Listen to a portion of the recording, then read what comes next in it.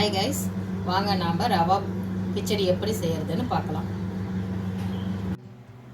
நான் 1/4 கிலோ ரவை எடுத்திருக்கேன். லைட்டாக வறுத்துக்கணும்.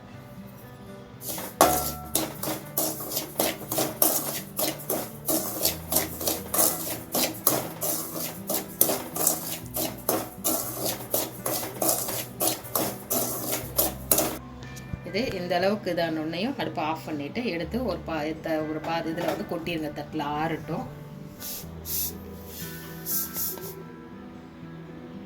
அதே பேனை அடுப்பில் வச்சு அடுப்பு பற்ற வச்சுக்கோங்க. எண்ணெய் ஒரு 7 ஸ்பூன் ஊற்றிக்கிங்க. உப்மாவுக்கு கொஞ்சம் எண்ணெய் ஜாஸ்தி இருந்தால் தான் சாஃப்டாக இருக்கும், நல்லாயிருக்கும். அதனால் நான் ஒரு 7 ஸ்பூன் எண்ணெய் ஊற்றிருக்கேன். இப்போ எண்ணெய் காஞ்சிடுச்சு. கடுகு ஒரு 1/4 ஸ்பூன் போட்டுக்கிறோம்.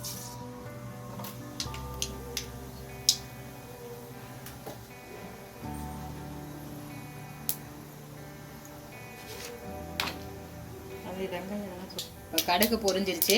வெங்காயம் ஒரு 1.5 வெங்காயம், 4 பச்சை மிளகா, கருவேப்பிலை ஒரு கொத்து, இதெல்லாம் போட்டு நல்லா வணக்கணும்.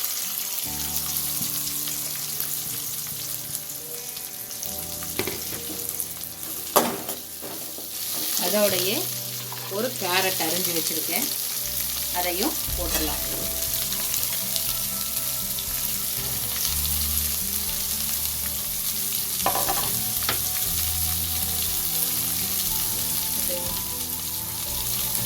இந்த டிஷ் வேகிற அளவுக்கு உப்பு போட்டுக்கோங்க. உங்களுக்கு தேவையான அளவுக்கு உப்பு போட்டுக்கோங்க.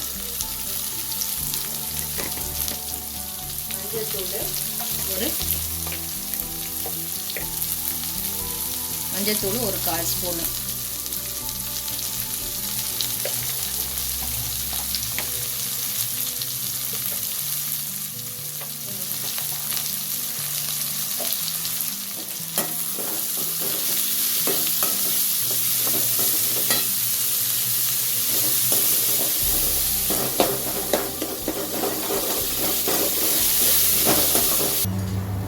இந்த அளவுக்கு வெங்காயம் நல்லா வணக்கிடணும். வணக்கிட்டு தக்காளி ஒரே ஒரு தக்காளி மட்டும் நீளமாக அரிஞ்சு விட்டு போட்டுடணும். போட்டு அதையும் நல்லா மசிச்சிடணும். தக்காளி நல்லா மையிற அளவுக்கு வணக்கி விட்டுறணும்.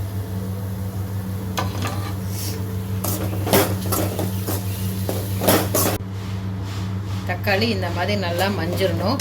நீங்கள் இதோட வேணும்னா பீன்ஸு, பட்டாணி நீங்கள் சேர்த்துக்கலாம். உங்களுக்கு நான் வந்து கேரட் மட்டும் சேர்த்துக்கிறேன். உங்களுக்கு அது வேணால் சேர்த்துக்கலாம். இதுக்கு டிஷ்ஷுக்கு 1 டம்ளருக்கு 3 டம்ளர் தண்ணி வைக்கணும். நீங்கள் எந்த டம்ளரில் ரவை எடுக்கிறீங்களோ அதே டம்ளரில் 3 டம்ளர் தண்ணி வச்சுக்கணும். நீங்கள் இப்போ இதில் நான் 3 டம்ளர் தண்ணி எடுத்திருக்கேன்.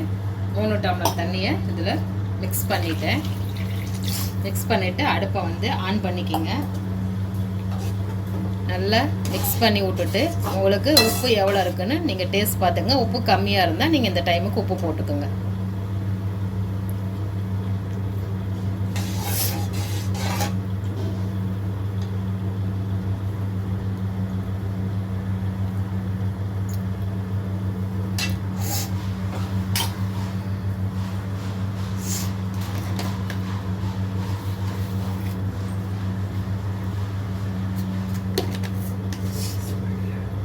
இப்போ எனக்கு உப்பு கம்மியாக இருக்குது. நான் 1/2 ஸ்பூன் உப்பு போட்டிருக்கேன். இது இன்னும் தண்ணி கொதிக்கணும். கொதிச்சதுக்கப்புறம் நம்ம ரவையை போட்டு மிக்ஸ் பண்ணணும்.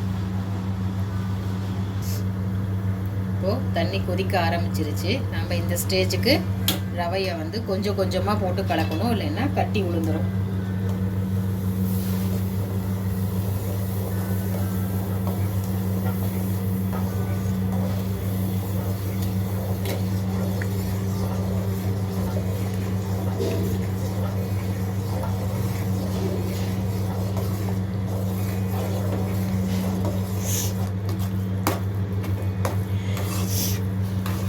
இது திக்காக ஆரம்பிச்சிட்டு இருக்கு. இன்னும் கொஞ்சம் கெட்டி பதம் வரணும். கெட்டி பதம் பண்ணி ஆஃப் பண்ணிக்கலாம். ரவா கிச்சடி ரெடி ஆயிடுச்சு. இதே மாதிரி நீங்களும் உங்கள் வீட்டில் செஞ்சுட்டு எப்படி இருக்குன்னு சொல்லுங்கள்.